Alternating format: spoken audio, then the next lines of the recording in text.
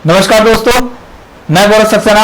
आइए शुरुआत करते हैं आज के इस टेस्ट सीरीज को। जैसा कि आप सभी जानते हैं कि हम यूपी SSC आयोग द्वारा प्रीवियस ईयर के जितने भी महत्वपूर्ण प्रश्न प्रीवियस एग्जाम में पूछे गए हैं उन सभी को मैंने एकत्र कर आप लोगों के साथ साझा कर रहा हूं।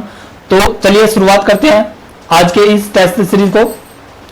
जैसा कि क्वेश्चन नंबर 1 आप स्क्रीन पर देख रहे हैं, इसमें कह रहा है कि बागान द्वारा प्राप्त पेय, जिसको हम बीवरेज क्रॉप बोलते हैं इंग्लिश में, ठीक है, बीवरेज क्रॉप और फसल निम्नलिखित में से कौन सी है? ऑप्शन ए दिया आपका जूट, ऑप्शन बी बाजरा, ऑप्शन सी चाय और ऑप्शन डी दिया आपका मक्का। तो बताइए कमेंट बॉक्स में इसका आंसर क्या होगा। चलिए आपको इसका सही आंसर बता दें। इसका सही आंसर होगा आपका ऑप्शन सी, ठीक है, ऑप्शन सी इसका सही आंसर होगा, ठीक है। जो चाय है वो आपकी बीवरेज क्रॉप यानी कि आपकी प्राप्त पेय फसल के रूप में जानी जाती है। तो इस प्रकार इसका सही आंसर होगा आपका ऑप्शन सी। चलिए आगे चलते हैं, अगले क्वेश्चन पर चलते हैं।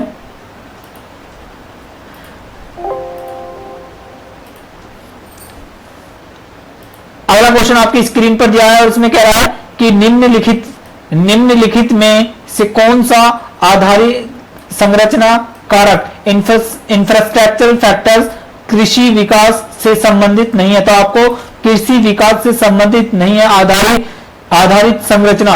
ऑप्शन ए दिया आपका सिंचाई, ऑप्शन बी दिया आपका सड़कों की उपलब्धता, ऑप्शन सी दिया आपका बीमा और ऑप्शन सी दिया आपका खनन।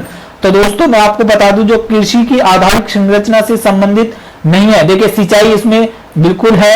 अगर हम बात करते हैं सड़कों की उपलब्धता, बिल्कुल सड़कों की भी उपलब्धता होनी चाहिए जिससे कि किसान अपनी जो फसल है उसको बाजार तक पहुंचा सके, और फसलों का बीमा भी होना चाहिए ताकि अगर किसी आपात काल से, जैसे कि अब कोई सूखा पड़ जाए, कभी बारिश ना हो, तो उसकी वजह से अगर किसान को कोई नुकसान होता है तो उसको मुआवजा मिल सके। और जो तीसरा ऑप्शन दिया है आपका खनन, तो ये खनन जो आपका ऑप्शन है ये आपका बिल्कुल सही आंसर है। ये कृषि की आधारित संरचना से संबंधित नहीं रखता है, ठीक है। तो इसका ऑप्शन डी इसका सही आंसर होगा। चलिए आगे चलते हैं। अगला क्वेश्चन आपकी स्क्रीन पर दिया है, इसमें क्या है कि व्यावसायिक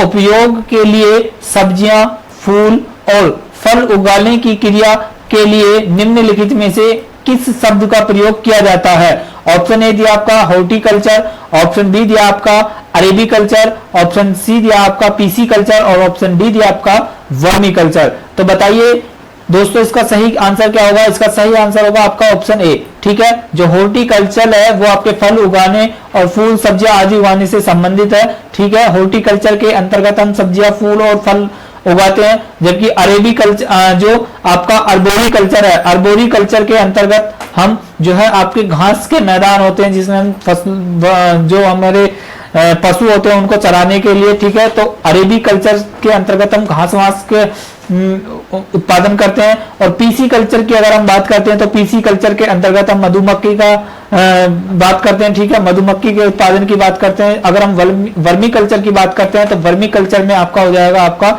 जो केंचुए से खाद बनती है, ठीक है। तो इस प्रकार इसका सही आंसर होगा आपका ऑप्शन ए हॉर्टिकल्चर, ठीक है। चलिए आगे चलते हैं। क्वेश्चन नंबर आपकी स्क्रीन पर दिया है अगला क्वेश्चन, इसमें कह रहा है कि पर्यावरणीय खेती जो इको फार्मिंग है उसको किस नाम से जाना जाता है? ऑप्शन ए आपका शुष्क खेती, ऑप्शन बी दिया आपका संविदा खेती, ऑप्शन सी दिया आपका झूम खेती और ऑप्शन डी दिया आपका जैविक खेती।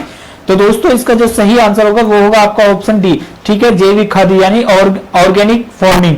अगर हम शुष्क खेती की बात करते हैं तो शुष्क खेती वहां पर की जाती है जहां पर आपका जो शुष्क क्षेत्र होते हैं, जैसे आपका राजस्थान हो गया, ठीक है, और विदर्भ का क्षेत्र हो गया, यहाँ पर जो है शुष्क खेती की जाती है। संविदा खेती की अगर हम बात करते हैं, जो कॉन्ट्रैक्ट फार्मिंग होती है, ये किसी मतलब किसी संविदा के तहत जो आपसे कॉन्ट्रैक्ट कर लिया जाता है उसके तहत खेती की जाती है, ठीक है। अगर हम झूम खेती की बात करते हैं तो झूम खेती क्या होता है कि ये वनों को जंगलों को काटकर वहां पर उनको आग लगाकर वहां पर खेती की जाती है, ठीक है। मान लीजिए यहाँ पर जंगल है, इसको हमने काटा, ठीक है, और यहाँ पर खेती की, फिर कुछ समय बाद हमने यहाँ एक जंगल था उसको जलाया, उसको काटा और यहाँ पर खेती की, ठीक है। तो इस प्रकार, और फिर एक यहाँ पर जंगल था उसको काटा और यहाँ पर हमने खेती की, तो ये खेती यहाँ पर की थी, फिर हमने यहाँ पर की, ठीक है। तो कुछ समय बाद यहाँ की उर्वरता शक्ति बन जाएगी, फिर हमने यहाँ से यहाँ की, ठीक है। तो इस प्रकार यहाँ से उर्वरा शक्ति बन जाएगी, मृदा की उर्वरा शक्ति बन जाएगी, फिर हम यहाँ से यहाँ खेती कर सकते हैं, ठीक है। तो ये आपकी हो जाएगी झूम खेती। जबकि जैविक खेती जो है, जो ऑर्गेनिक खेती है, वो आपके जैविक खादों पर आधारित होती है और ये पर्यावरण खेती बोलते हैं, इसको हम इको फार्मिंग बोलते हैं, क्योंकि इससे जो मिट्टी की उर्वरा शक्ति मजबूत होती है और जो है आपका ये अधिक उत्पादन कराती है, ठीक है। तो इस प्रकार इसका सही आंसर होगा आपका ऑप्शन डी, जैविक खेती। चलिए आगे चलते हैं। क्वेश्चन नंबर आपकी स्क्रीन पर दिया है, इसमें कह रहा है कि सिंचाई के निम्नलिखित तरीकों में से किसे ट्रिंकल सिंचाई के रूप में जाना जाता है। तो ट्रिंकल सिंचाई के रूप में किसे जाना जाता है? ऑप्शन ए दिया आपका छिड़काव सिंचाई, ऑप्शन बी दिया आपका उप सिंचाई, ऑप्शन सी दिया आपका ड्रिप सिंचाई और ऑप्शन डी दिया आपका बबलर सिंचाई। तो बताइए इसका सही आंसर क्या होगा? इसका सही आंसर होगा आपका ऑप्शन सी, ठीक है। जो ड्रिप सिंचाई है वो आपका क्या होगा? आपका इसका सही आंसर होगा, ठीक है। ऑप्शन सी इसका सही आंसर होगा। ड्रिप सिंचाई में क्या होता है? इसमें मान लीजिए ये आपका पौधा है, ठीक है, और इसकी जड़ को ही पानी उपलब्ध कराया जाता है, तो इसको हम बोलते हैं ट्रिंकल सिंचाई या ड्रिप सिंचाई। चलिए आगे चलते हैं। क्वेश्चन आपकी स्क्रीन पर याद में करा है कि निम्नलिखित में से कौन सा एक खरीफ की फसल है? तो आपको खरीफ की फसल बतानी है, ठीक है। ऑप्शन ए दिया आपका कपास, ऑप्शन बी दिया आपका गेहूं, ऑप्शन सी चना और ऑप्शन डी दिया आपका सरसों।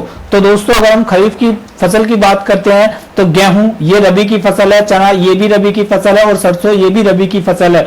जबकि आपकी ए जो है आपका कपास, ये आपकी खरीफ की फसल है। तो दोस्तों आप लोग जानते हैं कि हमारे भारत में जो है आपके 3 प्रकार की फसल उगाई जाती है। एक तो होती है आपकी रबी की फसल, ठीक है, एक रबी की होती है, एक खरीफ की होती है और एक आपकी जायद की होती है, ठीक है। एक होती है आपकी जायद। तो इस प्रकार ये 3 फसल होती हैं, ठीक है, खरीफ, रबी और जायद। तो ये जो आपकी कपास है वो आपकी कौन सी फसल है? ये खरीफ की फसल है। चलिए आगे चलते हैं।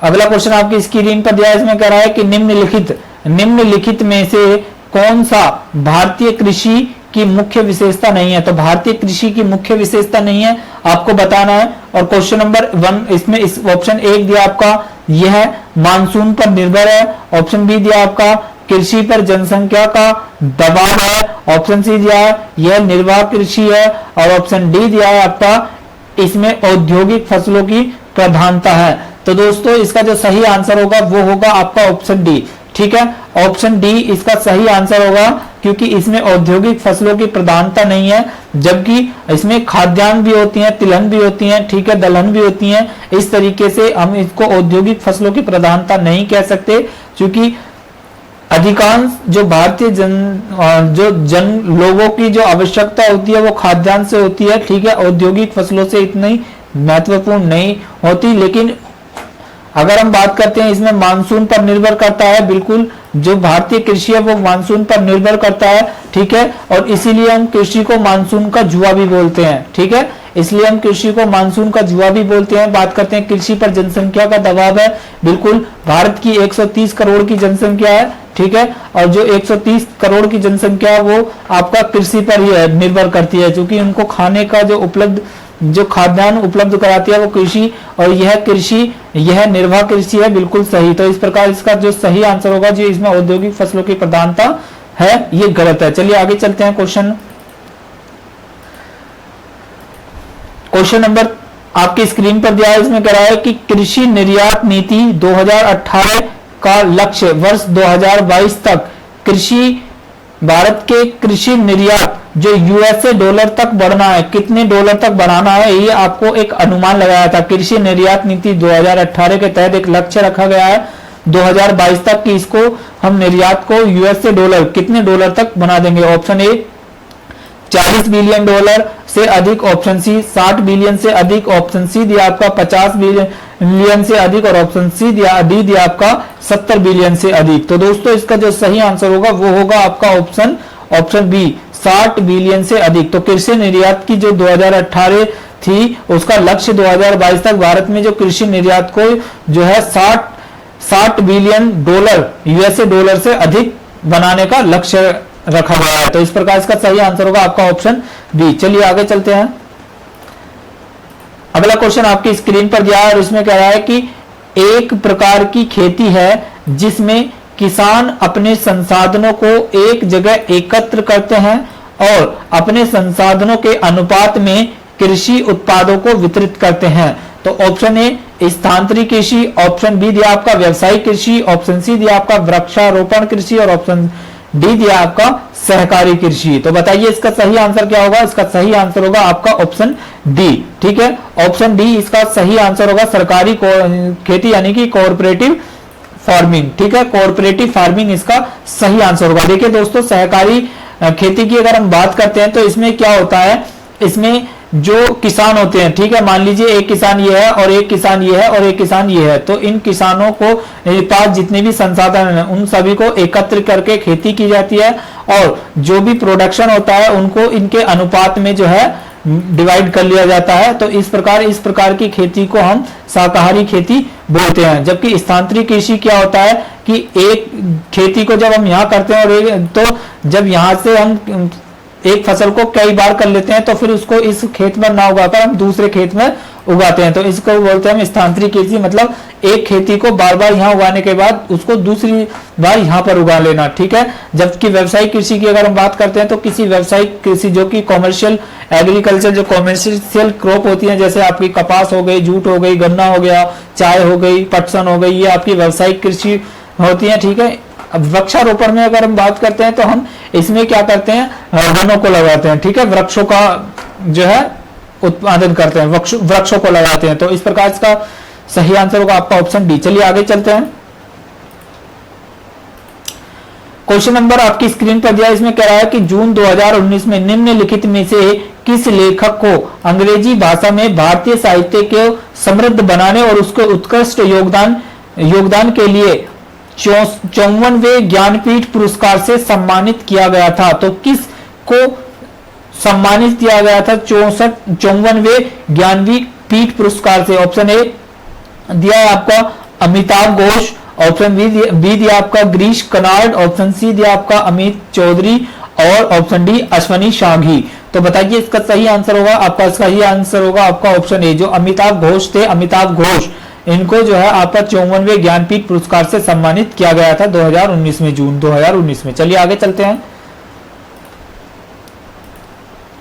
अगला क्वेश्चन आपकी स्क्रीन पर दिया है, इसमें कह रहा है कि क्रिकेट विश्व कप 2019 में निम्नलिखित में से किस देश की टीम ने अपने सभी मैच हार गई? तो ऑप्शन ए दिया आपका बांग्लादेश, ऑप्शन बी दिया आपका West Indies, option C Afghanistan, option D दिया आपका दक्षिणी अफ्रीका। तो दोस्तों इसका जो सही आंसर होगा वो होगा आपका ऑप्शन सी, जो अफगानिस्तान है वो विश्व कप 2019 के सभी जो है अफगानिस्तान टीम जो है अपने सभी मैच हार गई थी। चलिए आगे चलते हैं, क्वेश्चन आगे चलते हैं, अगले क्वेश्चन की ओर बढ़ते हैं।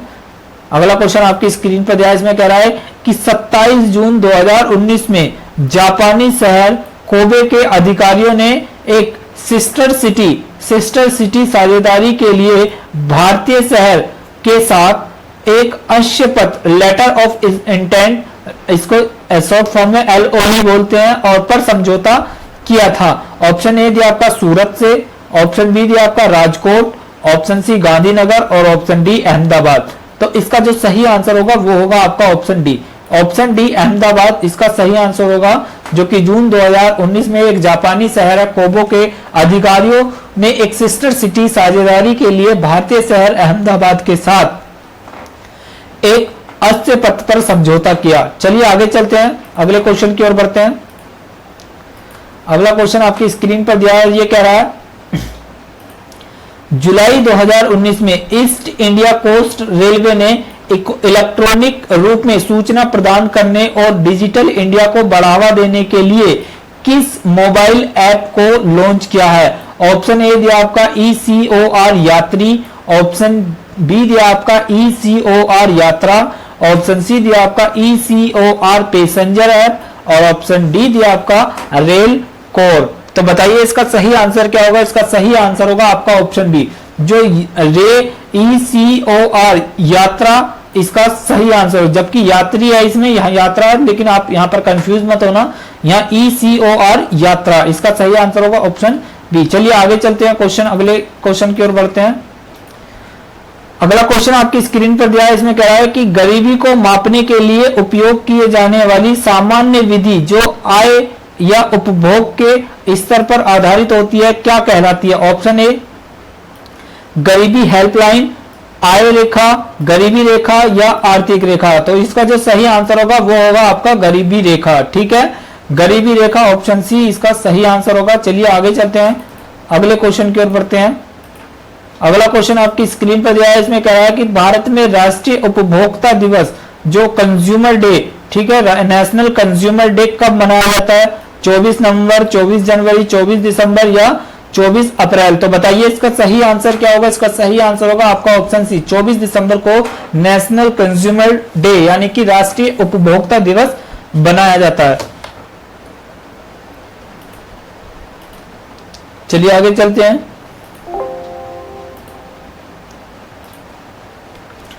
अगला क्वेश्चन आपकी स्क्रीन पर दिया है, इसमें कह रहा है कि 2017-18 के दौरान भारत में तीसरी सबसे बड़ा प्रत्यक्ष विदेशी निवेशक देश निम्नलिखित में से कौन सा था? 2017-18 के दौरान भारत में सबसे जो बड़ा प्रत्यक्ष विदेशी निवेशक देश कौन सा है? Option A Netherland, Singapore, USA, America या मालदीव।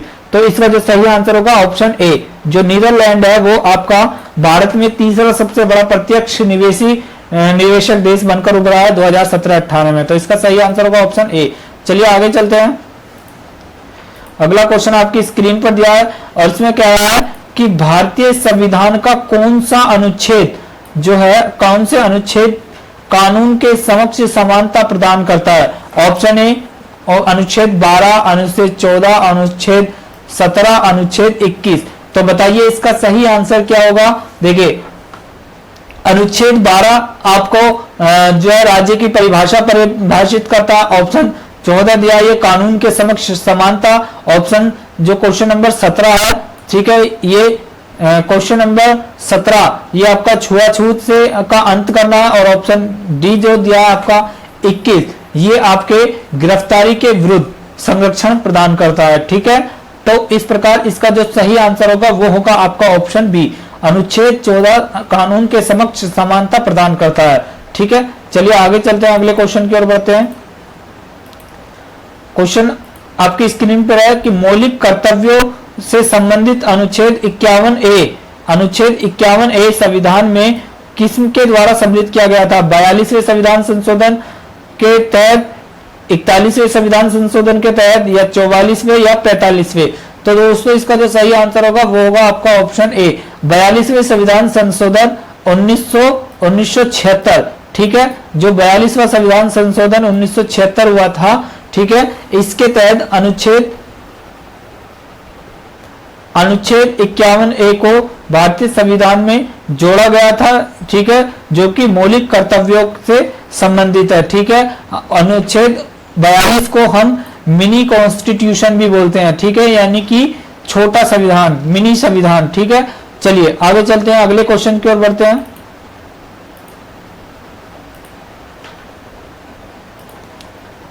क्वेश्चन नंबर आपकी स्क्रीन पर दिया है कि पंचायती राज व्यवस्था के तहत ग्राम सभा के सदस्य कौन होते हैं? ऑप्शन ए गांव के सभी सदस्य, ऑप्शन बी दिया गांव के सभी सदस्य जिनकी आयु 60 वर्ष से अधिक है, ऑप्शन सी पंचायत क्षेत्र में मतदाता के रूप में पंजीकृत सभी वयस्क सदस्य, और ऑप्शन डी दिया आपका पंचायत क्षेत्र की महिलाओं को छोड़कर गांव के सभी सदस्य। तो बताइए दोस्तों इसका सही आंसर क्या होगा? इसका सही आंसर होगा आपका ऑप्शन सी, पंचायती क्षेत्र में मतदाता के रूप में पंजीकृत सभी वयस्क सदस्य पंचायती राज व्यवस्था के जो है पंचायती राज व्यवस्था के तहत ग्राम सभा के सदस्य होते हैं। अगर हम बात करते हैं कि पंचायती राज की अगर हम बात करते हैं तो पंचायती राज आपका अनुच्छेद 243, अगर हम इनके शेड्यूल की बात करते हैं, अनुसूची 11 में वर्णित है और पंचायती राज आपकी बलवंत राय मेहता समिति की सिफारिश पर जो है भारत में लागू किए गए थे और सबसे पहले ये आपके राजस्थान के नागौर जिले में प्रारंभ की जाती है, ठीक है। और बलवंत राय मेहता समिति की सिफारिश पर त्रिस्तरीय पंचायत का गठन किया गया है, जो कि आपका ग्राम पंचायत, एक आपका प्रखंड या ब्लॉक पंचायत और जिसको हम पंचायत समिति बोलते हैं, और तीसरा आपका आ जाएगा जिला पंचायत। तो इस प्रकार आपके 3 त्रिस्तरीय पंचायत की बात की गई है। बात करते हैं हम एक अशोक मेहता समिति है जिसने आपके 2 स्तरीय समिति की बात की गई थी, ठीक है। तो इस प्रकार इसका जो सही आंसर होगा वो होगा आपका ऑप्शन सी। चलिए आगे चलते हैं, अगले क्वेश्चन की ओर बढ़ते हैं। क्वेश्चन आपकी स्क्रीन पर दिया है, इसमें कह रहा है कि गुजरात के उस मतदान केंद्र का नाम बताइए जहां लोकसभा चुनाव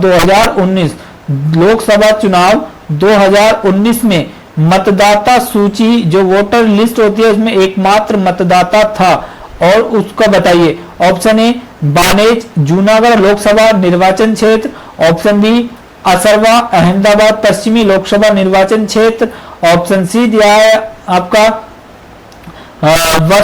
वस्त्रपुर गांधीनगर लोकसभा निर्वाचन क्षेत्र, ऑप्शन डी दिया आपका करंज सूरत लोकसभा निर्वाचन क्षेत्र। तो दोस्तों इसका जो सही आंसर होगा वो होगा आपका ऑप्शन ए, जो बानेज जूनागढ़ लोकसभा निर्वाचन क्षेत्र आपका सही आंसर होगा।